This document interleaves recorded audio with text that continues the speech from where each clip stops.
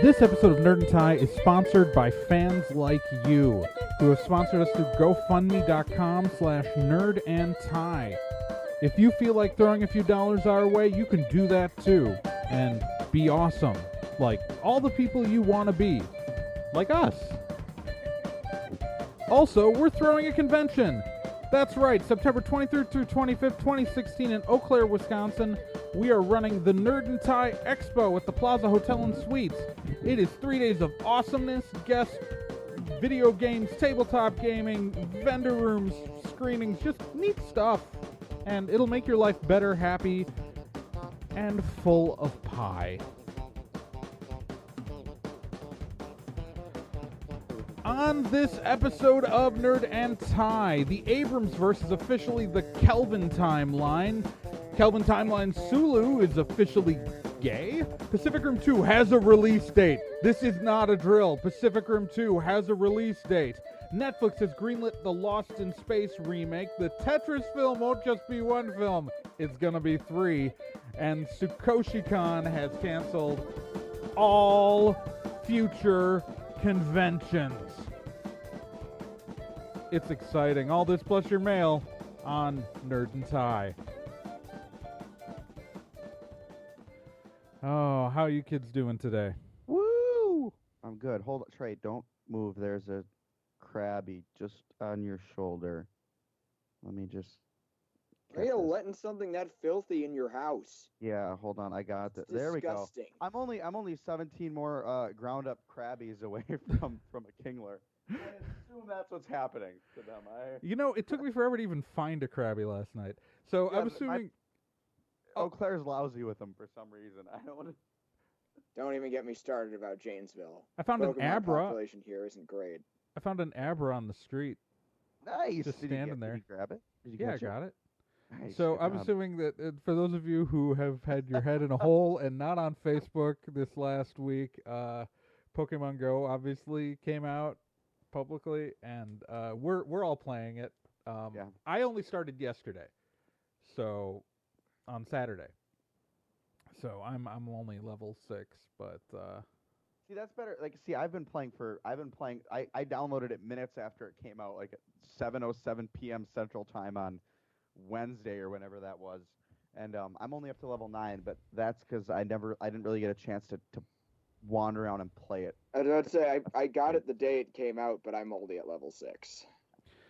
yeah, it's but Krista, my wife Krista and I may have been wandering the streets of downtown Lot. So first, actually, we wandered the streets of, because we went out to the drive-in in Monticello, Indiana, and so we went around the streets of Monticello, in which we encountered quite a few also other nerds wandering around the streets of Monticello, which is only like a 5,000 person town. And I'm just saying, I don't know why there was a Meowth in the parking lot of a Rural King, but there was. There was a Ponyta just outside my house. Well, Like, it's just in the driveway. this morning That there was was a cool. Butterfree in our bathroom. Disgusting. I know, right? But but then after we drove back to Lafayette and then wandered around the streets of Lafayette till 3 in the morning, and lots of. But what's really interesting is we saw high school kids, we saw college kids, we saw hipsters, we saw the most broiest bros I have ever seen. Last my- night, too. Going like, "Hey, you find the Abra, bro? I found the Abra, bro." we had a like. Yeah, okay, so Eau Claire has a farmers market every Saturday down at Phoenix Park. And I didn't work until 1:30 in the afternoon yesterday. So I decided to go take a nice walk in the morning downtown. And it was hilarious because there's a gym at the farmers market where there's at any point on a Saturday probably about 500 to 600 people. And all 3 teams were there, like cordoned off in their own little area, like yelling at each other, trying to take over this gym in the middle of the farmers market. It was beautiful. It was the most beautiful, stupid, amazing thing I've ever seen in my life. My brother-in-law, who is also named Nick, he lives in a gym because his building, he lives above this historic theater, in an apartment above a historic theater, and the building he's in is a gym. So Nice. yeah, it's I think Pokemon Go is great and fun, and it's bringing people together, like And it's in bringing ways people outside. yeah. I've never seen this much unity over a game before. I don't. Well, yeah, but I mean that the unity is going to be broken soon because people are really into their teams. I was gonna say it's Team my Valor for brother-in-law. life. My brother-in-law is Team Mystic, and all three of us are Team Valor here Yeah, at Nerd and Tie. So Might if you is want to right. if you want to be with Nerd and Tie, get on Team Valor. It's Stand with Nerd and Tie. Team Hotbird. yeah. So speaking with getting with Nerd and Tie, we're not going to comment on the big elephant in the room that we've been talking about on the website, and that is the pending litigation. We're not going to talk about that too much. Just say that there's an article on our website about it. We've got a GoFundMe campaign, which we mentioned in the intros, and you should look into that and help us out if you can. Thank you to all of that have donated thus far. It means a lot to us. Yeah. Yes. So, but also you should join Team Valor. That's completely also Team unrelated to the Get on our level. Get with this. How you do. If you're not playing Pokemon Go, You should. I hope it's try just out. because you've decided that you can't afford to lose the time it would eat up, and not because you don't think it's amazing. I don't know. It hasn't really taken up too much of my time. I'm still going out and doing my errands, and I'm still doing work. I just have the app running, and I don't know. I Well, figure I- this is my new weight loss plan because I got to walk about a half a mile to get to 3 different Pokestops and a gym that are just down the street. hey, And there you so- go. And Say, I don't know. This is that part of me that's like I'm kind of happy my level isn't too high because I'm kind of behind on my video editing, and I would feel really bad for my Patreon supporters if they're like, wait a minute, you have time to get to level 10 and you're not making videos. What the hell, dude? my Patreon supporters get what they paid for, and that's not really. I mean, it's my comics. I'll update on schedule, so that'll still happen. Yeah, See, Nick's so far behind on video editing. He's a still image this episode. It's true. He's not moving. It's Okay. we know last episode. That's more that the animation budget got cut. So this is I this don't. is what you get. I Do you don't- want the OVA to look good or not?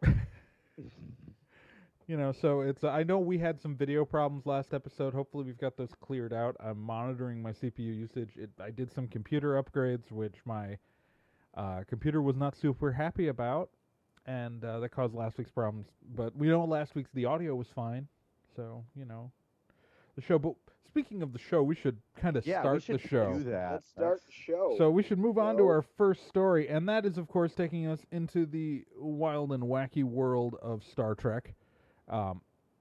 Since 2009, we've been watching movies set in an alternate timeline that hasn't had an official name. The Memory Alpha Wiki calls it the alternate universe, but considering how vague that is, Anything could be an alternate universe. Yeah. Also, Memory Alpha calls that one bad guy from Enterprise Time Guy. Just saying. Not the mysterious dude from the future is just Time Guy. So well, to be Take fair, that into that's account. because there's no official name for that guy. yeah, but Time Guy. Time guy. That's Time guy for life. probably what was written in scripts. Time guy. But we finally it's had a lot of colloquialisms. I think alternate original series had come up a lot. Abramsverse is what most people have been calling it, because director J.J. Abrams, who directed the first 2 films in the rebooted timeline, and is producing the third, was responsible for a lot of that stuff. So Abramsverse gets thrown along, but that is completely reliant on a single person. So the people behind Star Trek, mostly Mike and Denise Okuda, who anyone who's ever owned any Star Trek technical manual of any kind knows those names. I could pull them out right now. Oh, don't. Oh, here we go. Here's the an old copy of the Star Trek Encyclopedia, the kind of book we used to buy before things like Memory Alpha existed. And That was your who are 2 of those authors? Oh, look, Denise and Mike Okuda. I have several of those myself. God, I have the thing is- technical manual for the Enterprise D. I've got the D. I've got Deep Space. The Deep Space Nine one's my favorite. But anyways, the name they came up with was Kelvin Timeline, and it makes sense. Mhm. It is it's a that is the destruction of the Kelvin is the point in which the new timeline was created. I think it's a little strange to call it a timeline and not a universe, but I guess that's because the alternate realities that we've seen before, like the most established ones, because the Prime universe and the universes that we play in a lot are the Prime universe and then the Mirror universe have universe in the title. But while in theory the Mirror universe is still a quantum split from the Prime universe, it happened prior to any stories that were ever told with that universe. Where the Kelvin timeline shares a reality with the Prime universe up to that Kelvin destruction, because like Enterprise takes place in both the Kelvin timeline and the Prime universe. So it's I understand the reasoning. So it's it's I think 2233 is the year the Kelvin was destroyed. Maybe I'm wrong on that. Poor Captain Thor. Fans, tell me if I'm right or wrong. 2233 was the year that George Kirk died in the Kelvin timeline. Captain Thor. Although, like, to be fair, like, Chris Hemsworth was like the best choice for that because he looks just he looks so much like Chris Pine. Enough. Like, no, I'm not saying it's bad casting, but every time I watch that movie now, I'm like, that's Thor. Oh yeah, no, it's because it's like moments before the actor blew up. Like he became one of the most famous people in the world immediately after that, playing like the bit part. I'm only sad that I'm not on video right now because I actually have a small Creo model of the USS Kelvin right down here with me. Oh. Because I have an obsession. So, but yeah, that's the name. That's good. Good name. Yeah, no, good I think it's a good name. Universe has a name. I like it. I think it could have gone worse. I'm just gonna keep calling it the Quintoverse. Like, I don't. But he's playing, like, his childhood is shared with Nimoy's Spock. Oh. No, it's the Quintoverse. It's even this. It even they even share that one part of the animated series that everyone considers canon, so it must count. Yeah, no, it's I think with the interesting thing is with the Kelvin timeline is that it really does show that the characters born prior to the universe split have much more in common, have almost everything in common with their Prime universe counterpart. Kirk has a different birth date because he was born, like the labor was induced due to the stress of the attack, versus where he was born a couple of weeks later in the Prime universe back on Earth in Iowa. And then obviously, but there's some really interesting things, like when a lot of people think like the Kelvin timeline is identical to the Prime timeline with a lot of the characters, but like take Chekhov, the late Anton Yelchin's Chekhov is born earlier than Walter Koenig's Chekhov was. So it's not Anton Yelchin wasn't playing a young version of Walter Koenig's Chekhov. He was effectively playing Chekhov's brother. Alternate universes are crazy like that. Right. So it's like Anton, it's he effectively, like, the same parents had a kid and named their first son the same name that they would have in the alternate universe, but because he was born years earlier, he's not going to have the same a different person. So he was a different. Yeah, and the late Anton Yelchin's Chekhov, and it's so weird to say that, is a different character than and really can be said about anybody who was conceived after the split in the timeline. Right? What a great segue. I know. Fur. It is indeed. Well, I was double checking because I was thinking of my segue, and yes, indeed. And as a result of this, this new timeline, this new universe, which can lead to multiple different outcomes of conceptions and births and whatnot, is introducing us to another form of diversity within the Star Trek universe, and that the new Sulu, played by John Cho. actor John Cho, is going to be confirmed as gay in the new Star Trek movie when it's revealed that he is raising a daughter with another man who is his partner. Yeah. Which is very cool. That's a cool thing because, I mean, Star Trek throughout the years has really pushed diversity and stuff. And while there have been, correct me if I'm wrong, Trey, but I believe this would make the first openly gay character in Star Trek. Correct? So okay.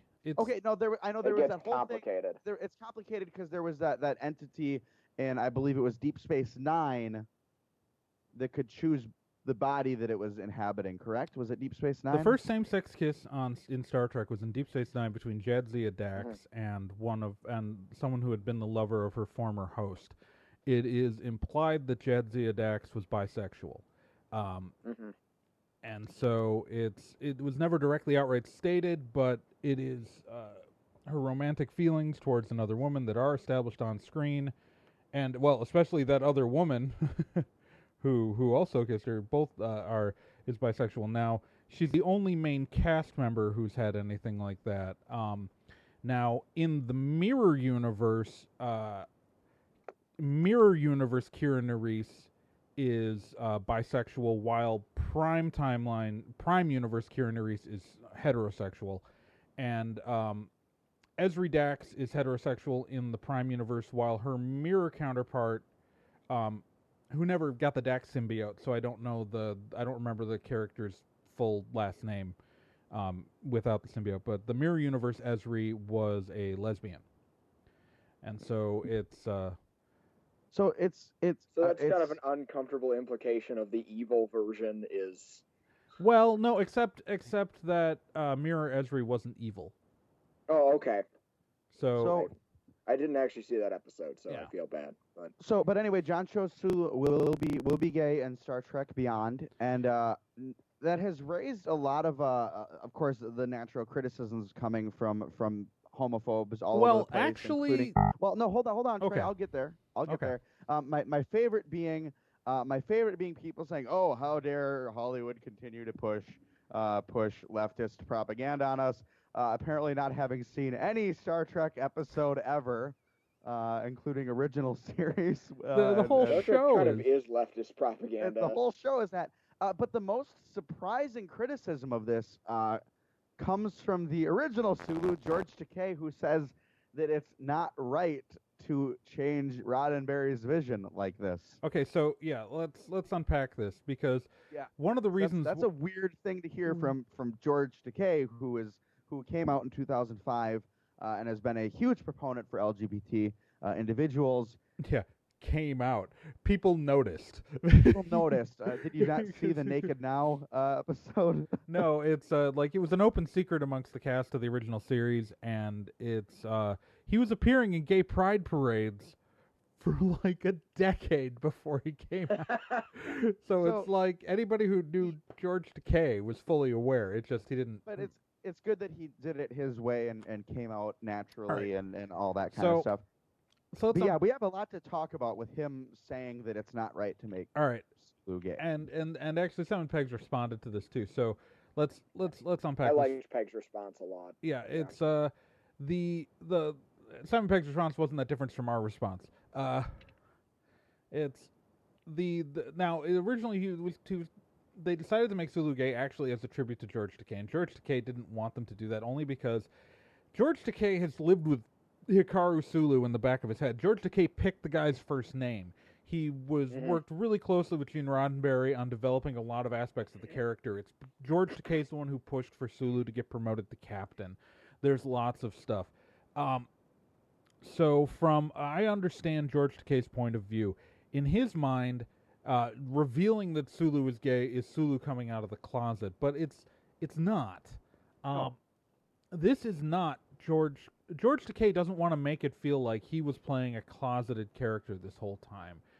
Which is a legitimate concern, to be fair. I do feel that's a legitimate concern. I mean, I do feel it's a legitimate concern, but it's only if you take the beta non-canon materials into consideration. See, the problem is George Takei's lived with this character too long because he knows every book reference, which, again, we all know the books aren't canon. They're not. Nobody was checking what was written in them because, let's face it, there are no canonical heterosexual romantic incidents involving Hikaru Sulu in the entirety of on-screen Star Trek. There are none. He has a daughter, but it's never implied, it's never stated that he was in a heterosexual relationship when he raised that daughter. That is, and I don't know if you know this, but there are plenty of gay people with kids. You know, Yeah. so No, I'm not saying that's wrong. Right. The way I read Takei's response was that as an actor, that wasn't how he felt Right. he was Well, playing the character. and that's why I respect him. And that's why I brought up in the transition from the previous story that this is an alternate reality version of the character. Mhm. First off, John Cho doesn't look anything like George Takei. You At know, all. maybe the Sulus, maybe Mr. and Mrs. Sulu, when they got busy a half hour earlier, or a different egg was released that cycle, or it was a different colder month. in the room or something. He has no established birth date, but we know he was conceived post Kelvin Timeine split. If anything, John Cho's Hikaru Sulu is more likely the brother of George Takei's Hikaru Sulu. So even if George Takei wants to keep his iteration of Sulu heterosexual, and I can respect that, and that's fine. And that's as an intact, actor, because it's intact. He has the right to. He, like you said, he helped create the character. yeah. And That's I'm, there. That's fine. It's happening. Prime timeline Sulu is heterosexual, but that making Kelvin Timeline Sulu homosexual does not alter that performance at all. It does not inform Sulu's George Takei's performance as Sulu. No, it doesn't, because if anything, it's really clear just based on the fact that, again, John Cho does not look anything like George Takei. And we talked about Simon Pegg's response earlier, and I absolutely love the response. For those who weren't aware of Simon Pegg's response, he basically said that we had known for a long time that we were going to make this Sulu gay. The only reason we're doing it now in the third movie, letting it know, is because we wanted to establish a character before introducing their sexuality, so that people couldn't say, "Oh, that's the gay character."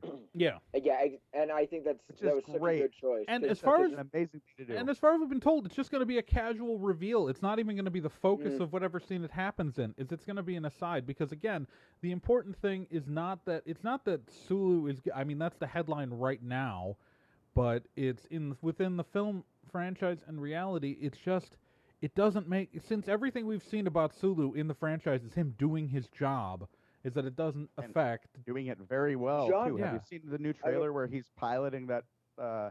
What is it? It's the ship. Kirk looks right at him and says, the Franklin. Yeah, it's like it's a pre-NX class. I think it's like a Warp 4 starship. It's like an Enterprise era starship. Well, I absolutely love it. I love the way Chris Pine's Kirk asks him, "Can you fly this thing?" Because he says it in a very Shatner way. I love the fact that it looks so much like the NX class, because it's clearly a different class starship, but it's from the same era, and it looks like it's from the same era. If we could get something good, really, really good with an NX class ship, that would just make me really happy. Oh, I'm gonna defend Enterprise for 2 seconds here. Well, remember, I've said that seasons 3 and 4 are good, but seasons 1 and 2 have a lot of problems. Well, I think that, what I'm going to say is that I think they're better, definitely better. You know what it is that I think Enterprise, and I say it's better than the first 2.5 seasons of Next Generation. Really? Oh, God. Season 1 of Next Generation is, like, awful. Oh, my God. It's one of the worst Season things 2 you can ever do to yourself. Like, Season 2's the writer's strike. Season Yeah, that's why we don't have. That's why we, and we also don't have Dr. Crusher. The episodes, basically any of the post TOS episodes that were done while Gene Roddenberry was alive are pretty terrible. Honestly. Yeah, no, it's now, mind you, like in season 3, Next Generation got amazing, but it's the first 2 seasons are just not good. And I'll say Enterprise is better than. There are actually some. I'll say they're like Enterprise is on par with like even like the bad parts of Enterprise are still kind of on par with like the first season of Deep Space Nine, arguably the best Star Trek series ever produced. That first season's kind of weak. Well, they had to introduce. I didn't. I already. You're defending it so hard, but I didn't even attack it that badly. I'm just saying. No, I know. Enterprise is not great though. I mean, there are very good parts of it, but it's not a great. I think. Well, you know what it is. It gets so maligned, but I think it holds up so much better than people remember because people compare it to like, well, the end of like the last couple seasons of Deep Space Nine, arguably some of the best science fiction ever to be put on television, came right before it. Like I know we had a couple years of Voyager in between, but like that's also the problem Voyager has is that it had to end following that Deep Space Nine last couple seasons, and like it's like Voyager's not bad on its own. I mean, obviously there are bad episodes, Lizard Babies and Tuvix. Threshold. Threshold is so bad. Threshold is arguably the worst next gen era Star Trek episode ever made. Oh boy. Or is it? Like, I think there's some stuff that's worse in the first season of Next Gen. Threshold just is my go-to because Lizard Babies. Well, Threshold was the first... And a profound misunderstanding of how physics works. Well, Threshold was also the first fundamentally bad episode of Star Trek to come out after the premiere of Deep Space Nine. So it feels even worse. Like, if that had been an episode of Season 1 of Next Gen, we just would have all shrugged. That's probably fair. But, yeah. Anyways. Yeah. Taking us back to the topic, though, can I just throw out there something I'm really want to give genre shows a lot of credit for right now is how they've been handling LGBT characters recently. And just introducing, what Peg was saying, introducing a strong character and having their sexuality be something you reveal later so that that's not informing the viewer's opinion right off the bat. I remember a similar situation from last year during season 1 of The Flash in the episode Flash versus Arrow. Director Singh, or Commissioner Singh from the Central City Police Department just offhandedly mentions his boyfriend, like during one of the talks with Barry and Joe. It's not, they don't make a big thing out of it. They don't make a big deal out of it. It's just, by the way, the hard-ass police commissioner is gay. Deal with it, you know? And then later we have the episode where he almost loses his boyfriend, which turns into a phenomenal episode. Yeah, and that's a really great scene that comes later, and you get a really great scene with Joe advocating his rights as a fiance. But I mean, just that introduction of it, just very offhanded. Like, this is a character you respect, and like, this will not change the fact that you think that you know, this is a guy who's worth respecting, who is a very powerful force in his department. And I really like that with John Cho Sulu too. He's an amazing captain. Just that little bit in Into Darkness. An amazing pilot. He's a pilot, but look at him in Into Darkness when he's pretending to be the captain of the Enterprise. He's so badass. I have to think about it because I kind of blocked out most of Into Darkness. I don't remember most of Into Darkness. I own it. It is not a good movie. It is not a good movie, but there is a scene where they leave Sulu in charge of the bridge, and he's like, oh yeah, this is Captain Hikaru Sulu, and he is terrifying. Well, my opinion of Into Darkness is that it's a bad movie with some good character moments. Yes, and that's one of those. Like, Simon Pegg's got some very good character moments in that. I even argue that. So the prequel comics did explain that Khan was surgically altered to look different from his natural appearance. Still whitewashing. It is. It is, but it was whitewashing by bad guys in universe. That doesn't make it better for me. Doesn't make it better. It doesn't make it right. No, it means that the casting is still offensive, but I can watch the rest of the franchise without being bothered by it. Like, I can watch every other movie without being bothered by it. Does that make sense? See, you just do what I do and just block Into Darkness from your memory. If there are any important plot points, they're gonna refer to it. and then you can be like, oh yeah, that's right, that happened, and then move on with your life. But I guess, have a like, funny I guess feeling my talking point about is though is that I actually think Benedict Cumberbatch gives a good performance, even though he should have never been playing that part. Eh, Yeah. I Eh. think that's an okay opinion to have. That the guy should have never been cast, but at least he didn't suck. I mean, I guess like if He you doesn't want really to. have much.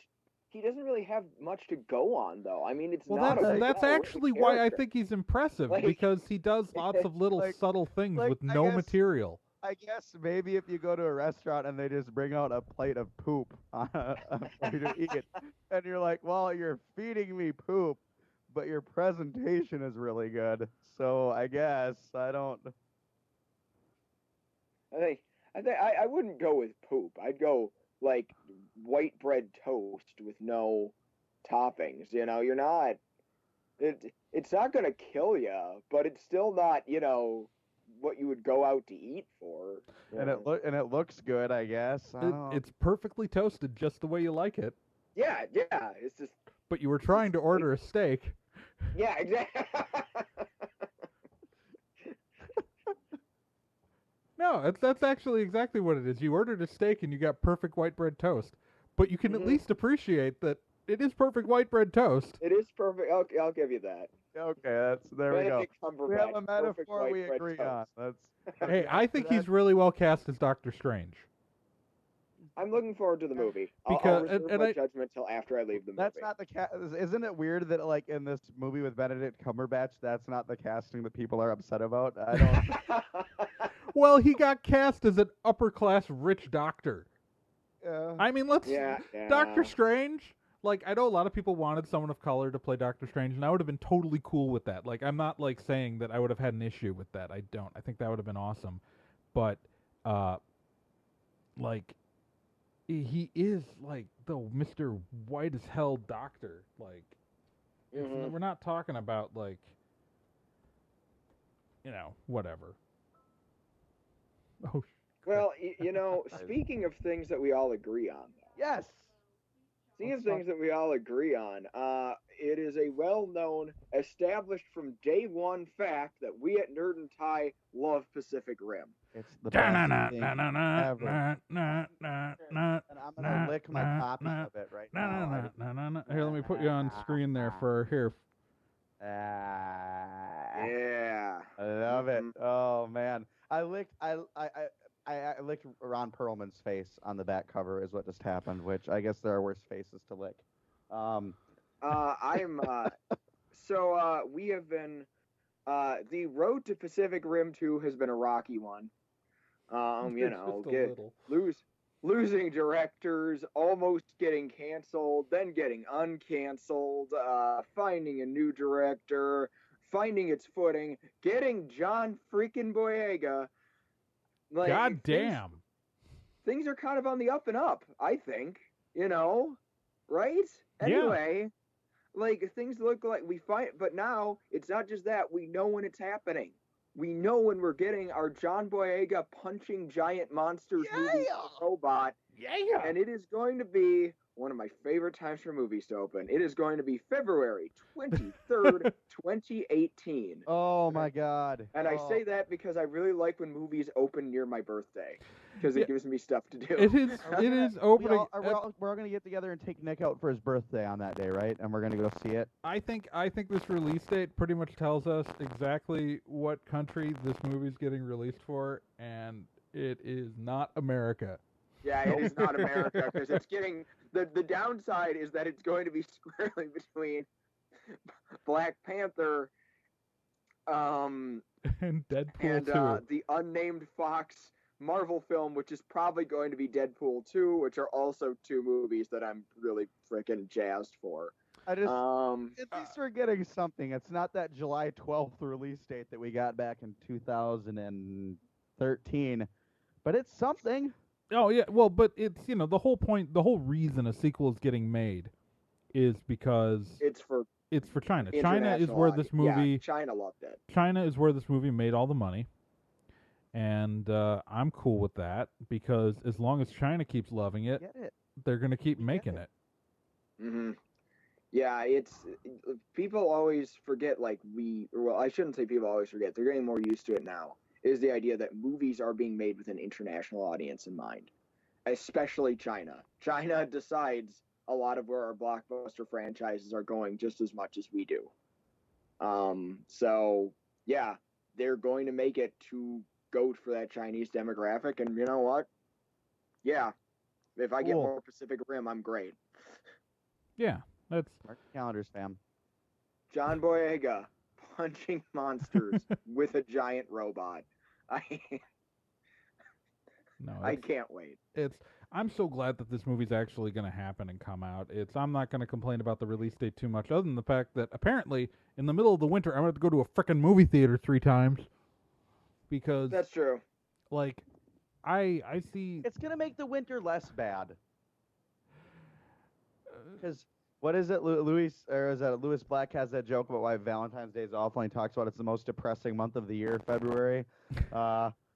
It's the one we try to get over as quickly as 29 a possible. little bit. Yeah. Yeah, it's So good. you know what? It's gonna. We have some bright spots in February now. Yeah, no, it's It turns 29 and all this stuff happens. like all this stuff is happening like in the same month, and I think that's fine. But here's the thing: I think that with that February release date, that episode 8 is still going to be in movie theaters. Oh wow, there's going to be a lot of John Boyega. So I'm saying it gives us an opportunity to do a John Boyega double feature. Triple feature, because isn't he in Black Panther 2 now? I don't know. Michael there's- B. Jordan is. I could have And sworn he's- I read it somewhere says that he was going to show up in Black Panther. I looking hadn't this- heard that. I think I heard rumors about it, but I never heard it confirmed. I think Fur's confusing black people. No. Okay, no, there is a rumor. There actually was a rumor. There was a rumor. back in May. There were rumors back in May, but they have since been deconfirmed. It's okay, Considering I guess his age, he was Chadwick probably up Boseman for the same. possibly-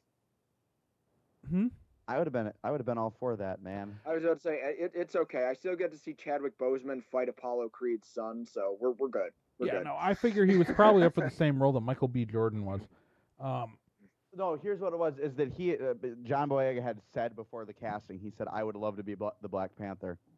Oh, Mm. He had said that in interviews that he wanted to be in it, and they didn't cast him in it. yeah, and he's probably shooting what it was. Pacific Rim 2 at the exact same time that movie's going to be shooting. Well, either way, John Boyega double. But no, but you feature. could do a John Boyega double feature. Go see episode 8 as a matinee, and then go see Pacific Pacific Rim 2. I mean, I think that's the best way to spend a Saturday. I spend Right? any day, really.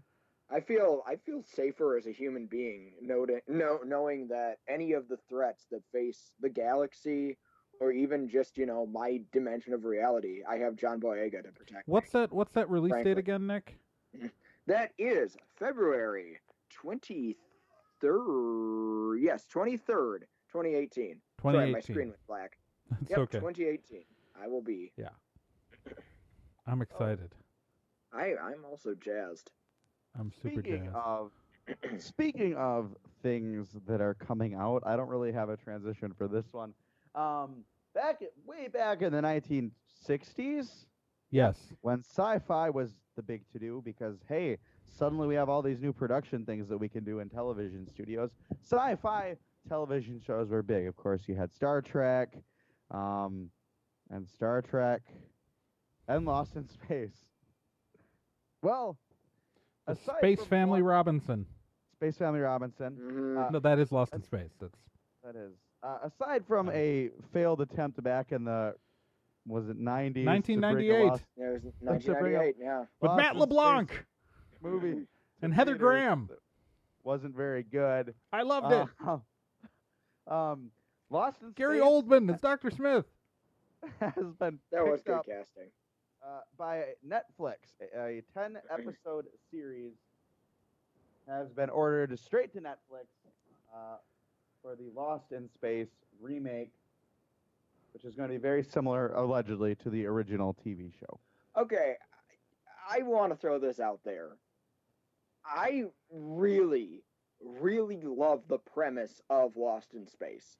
And I'm also going to say that while the show itself, the bulk of the show is garbage. Because undeniably, the bulk of the show. I'm sorry, man, I think the bulk of the show is terrible. It was okay. So to me, like the bulk of the show, like you had Star Trek, which was like the very. I mean, listen to this theme. Like, how can you not love this theme song? Star Trek was the progressive sci-fi show of the '60s. Like Lost in Space felt very much like, no, this is how it should be. Well, here's the thing. Here's the thing, though. The first couple episodes, the pilot, especially the several pilots they did. Anyway, the introduction of Dr. Smith. This is where they could really change things and set it on a really interesting course. Now, while most people remember Dr. Smith for being, the bumbling goofball, like who's not really working with the family, but isn't really that much. Yeah, I mean, he sabotaged the ship, but for the bulk of the show, he's not really much of a threat. He's mostly just kind of goofy and cowardly.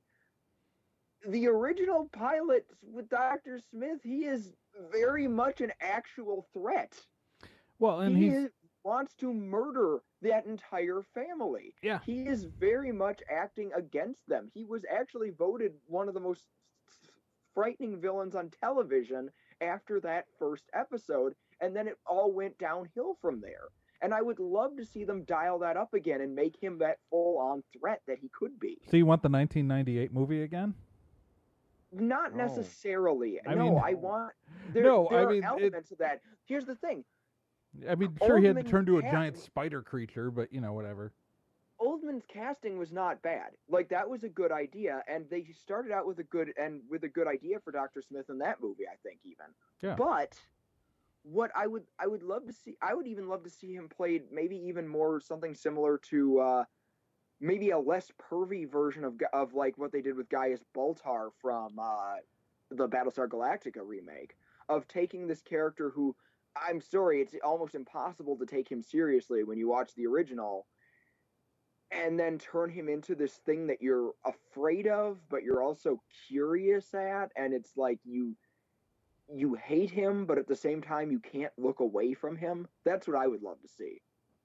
I just think there's so much potential in that character, and the original show squandered it.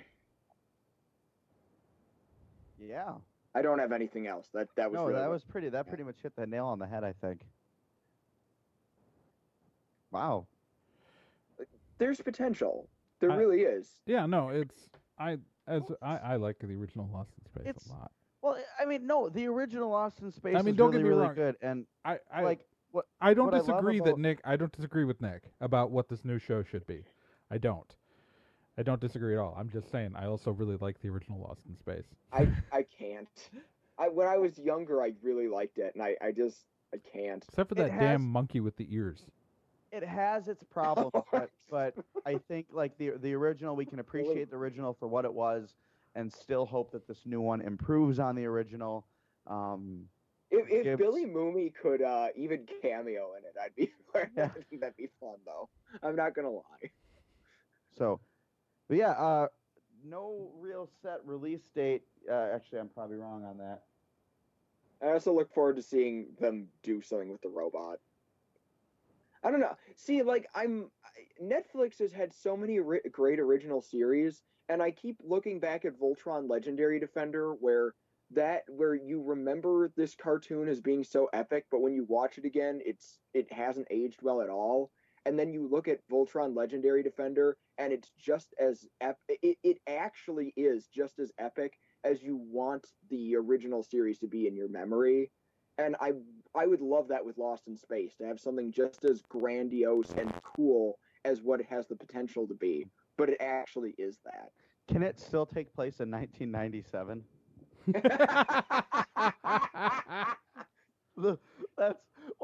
That's one of my favorite moments from distant future. What is it, Harvey Birdman? I think that was like, we come from the far off future of the year 2000, and he looks at his calendar and it's 2004.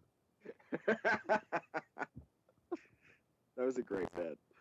So the Lost in Space 10-episode remake series is eyeing a 2018 premiere. We will have more information on that as it becomes available. Nick? Yeah. So, passing it off because there really isn't a great segue into this next topic. Things that shouldn't be made Things that into... shouldn't happen. Yeah, things that. Yeah, that's the thing. There's a lot of Lost in Space is something that we agree has a lot of potential, and I think video game movies are not in and of themselves a bad idea. I think we Assassin's have. Creed looks great. Yes, Assassin's Creed looks like it could be good. Just the other day, Arkham Eyes sent me a fan-produced Mega Man movie that frickin' blew my mind. It was really cool. There's a lot of video games that have that have story and characters that could be explored really well with film. So why in God's name are we still moving forward with the Tetris movie? I don't know. It hurts Not me only are we so still much. moving forward with the Tetris movie, it's like, no, Tetris is a story that cannot be confined to one film. It needs a trilogy. It's the movie that literally, for decades, was the, hey, you want to spoof video game movies? Like movies based off video games? Let's make the Tetris movie trailer. I have seen 10 different Tetris movie trailers. 3 of them were good trailers, but they were all the whole point is that it was so inherently everybody just the words the Tetris movie were the joke. That's the punchline. I don't understand how this is real. Yeah, where do you go from there? How do you possibly make something good out of that? Poe's Law has fully kicked in. 3 movies. We have hit maximum Poe. This hurts so much. It's a puzzle game about falling blocks. There is no story. There is no story. The whole point is that it's the video game with Pac-Man has more Pac-Man has characters. Yeah, there are good guys and bad guys in Pac-Man. There are no characters in Tetris. There are blocks. They fall. They disappear. How can you make 1 movie's worth of story from Tetris, let alone 3? The only jokes I have ever seen that you could turn a plot into were effectively turned into the movie Pixels. Yeah, and we all saw how that was. Well, to be fair, Pixels could have been good. And we saw the Futurama episode that did it better. And we've seen the short film that got licensed to become Pixels that did it better. Mm-hmm. It's the problem with Pixels is not the premise. The problem with Pixels is Adam Sandler. Adam freaking Sandler. Adam Sandler's the problem with Pixels. Poor Peter Dinklage had some bills to pay. That better be why. Ugh. Oh, man. Look, I don't blame any actor for being in a bad movie if they were offered a big stinking check. That's what you do. True. It's a job. It is a job. I've done. Sometimes you go to work and you just put in effort so you can get a paycheck. Look, if someone offers me a paycheck to dick around, I will totally do that and not care. You're gonna do porn? Although what? If someone paid me $50 to go draw graffiti dongs on the wall, I would totally do that. I wouldn't consider it to be an effect of my actual art for my comics. I wouldn't say that the dong I drew on the side of a building is indicative of my, my artistic integrity for my own stuff, but my God, I'm going to cash that check.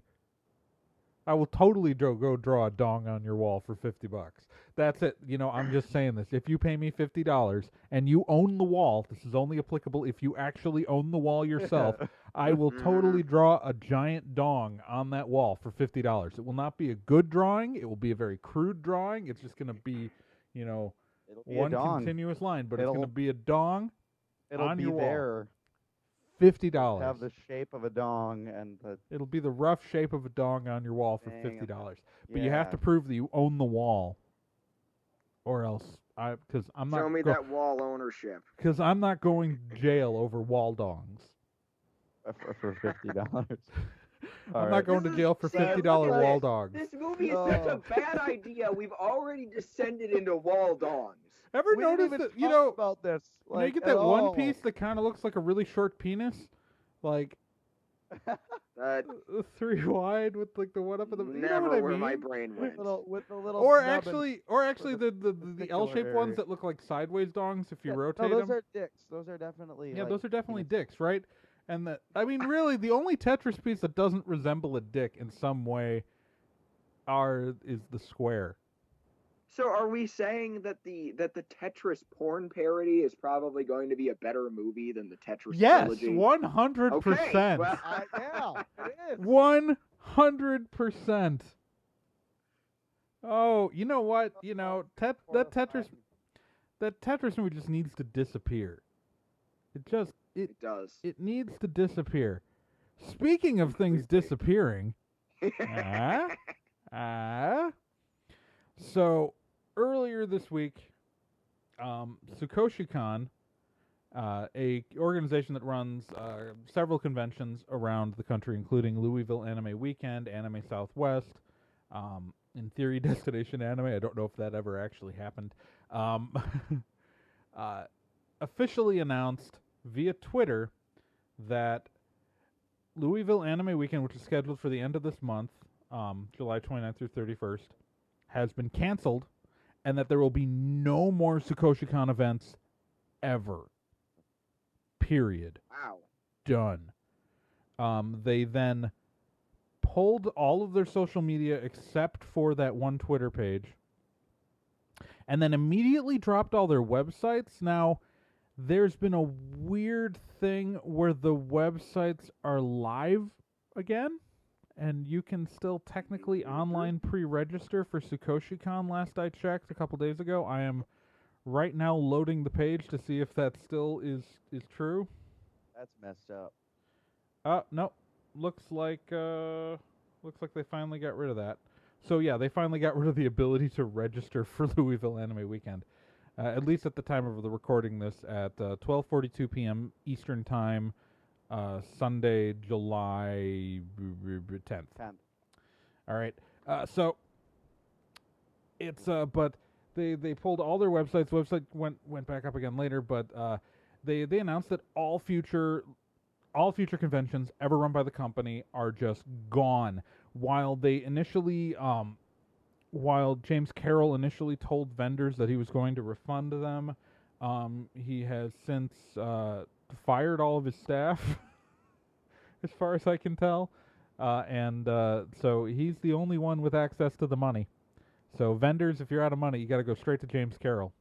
James Carroll, the owner of Sukoshi Con, did not respond to my request for comment over Facebook, so we don't have their side of the story. There are rumblings that it was because investors backed out, but I don't have confirmation of that. That's just a rumor. If that's the case, then he just literally needs to come out and say, "Hey guys, we screwed up. I'm sorry. I'm going to do everything you can to get your money back." But he hasn't even done that. Yeah, but there's been obvious trouble with Sukoshi Con's organization over the last year and a half. It's Anime Southwest. Some of you will remember that we talked about back during our I think during our No Brain Con live show. They had to change venue and half their guests canceled.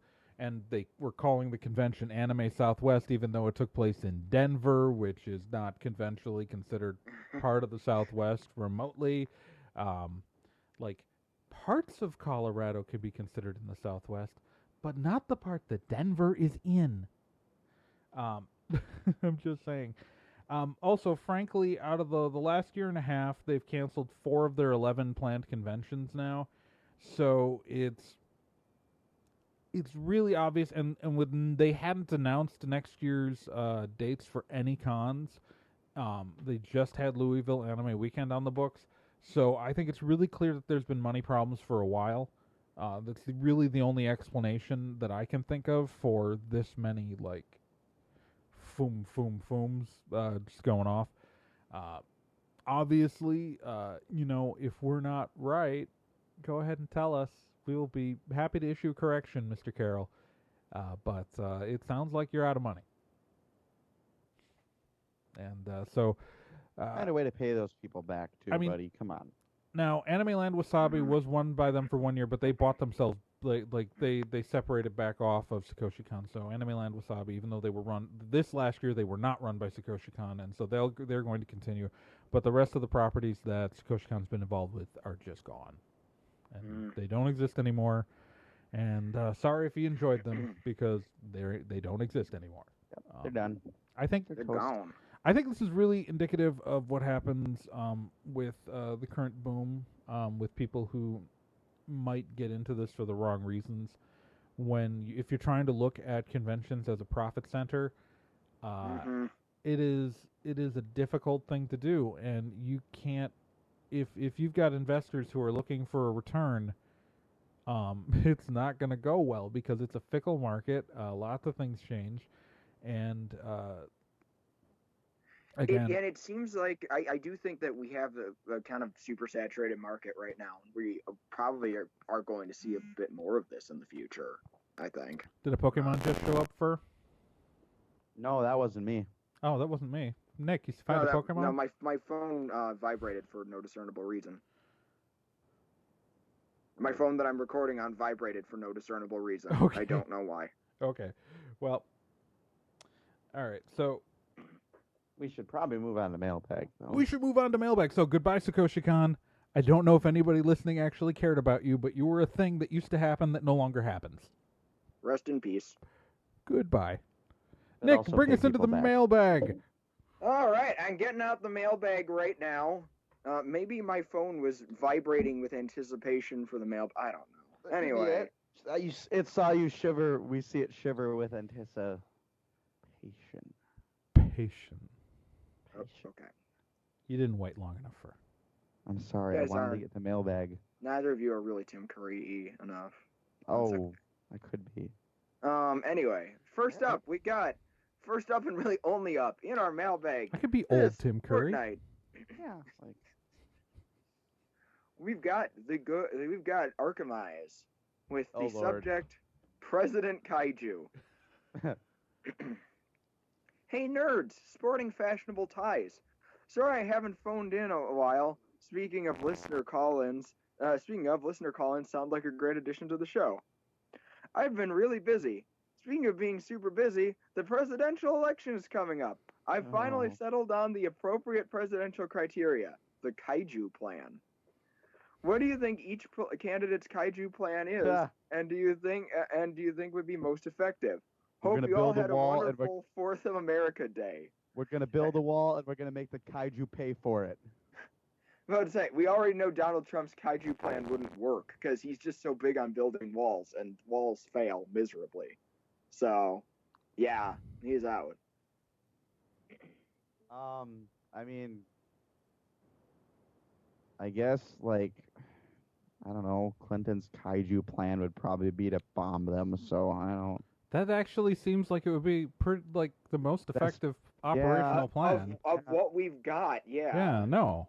Bomb the Be honest kaiju. here. Clinton probably has the best kaiju plan if it came down to it. Yeah, no. I'm right there.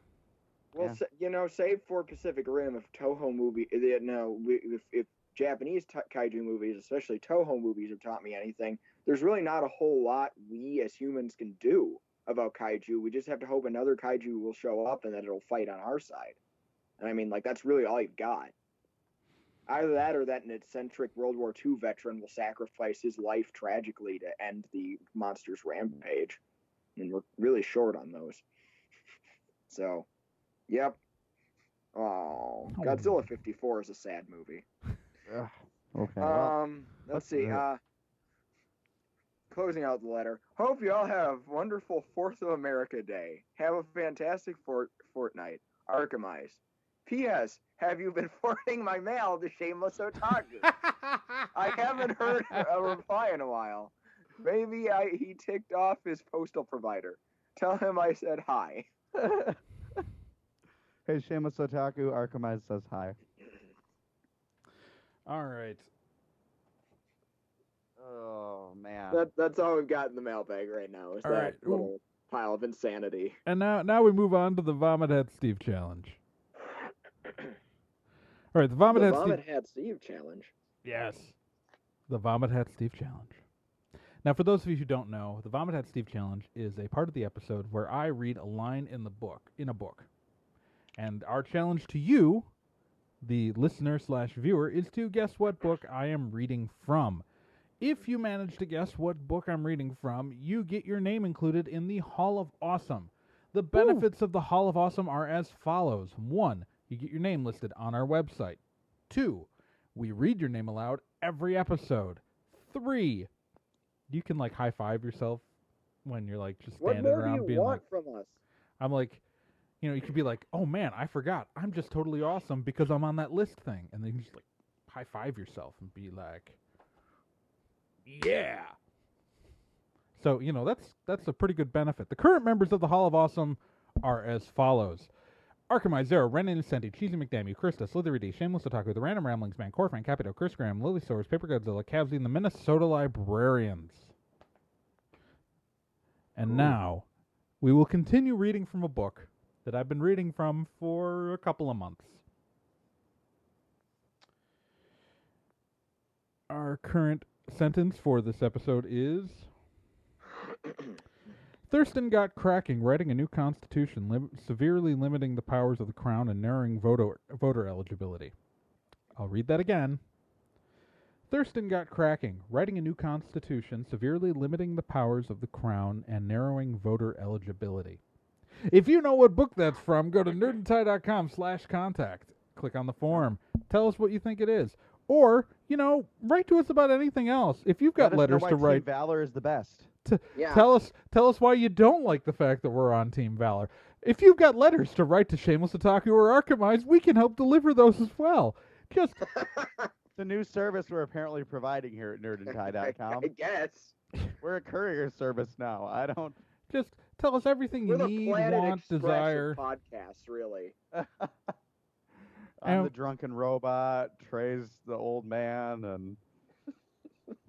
I figure I'm the guy who sends you two off to fight something, right? Yeah, you're the you're the professor in this, basically. I'm Bender, and Nick's... I'm the mentor figure.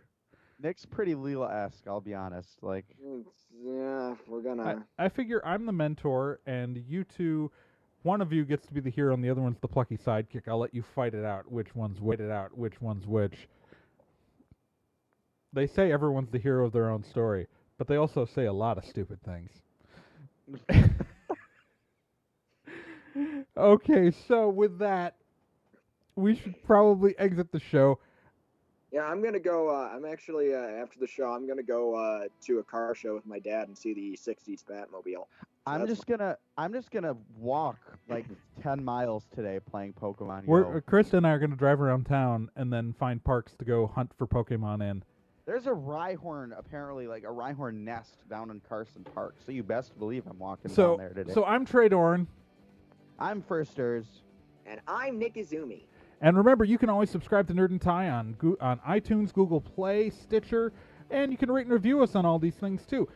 Anything that can listen to podcasts can listen to this show. Also subscribe to us on YouTube, because again, that's a thing we have and a thing we do. You can even follow us on Ustream so you know when we're live streaming the show. It'll like send you an email and you can like quick jump in and watch us do this live. And if we ever screw up, you can see that too, because sometimes those get cut out of the YouTube version. And we'll see y'all in a few weeks, everybody. Yeah. Nick, say your catchphrase. Keep on spocking in the free world. Dance party. Pretend the still image of Nick is dancing. Can you shake it around a little bit to like? Nah. There are dancing pictures of me. They're all incredibly disappointing and Caucasian.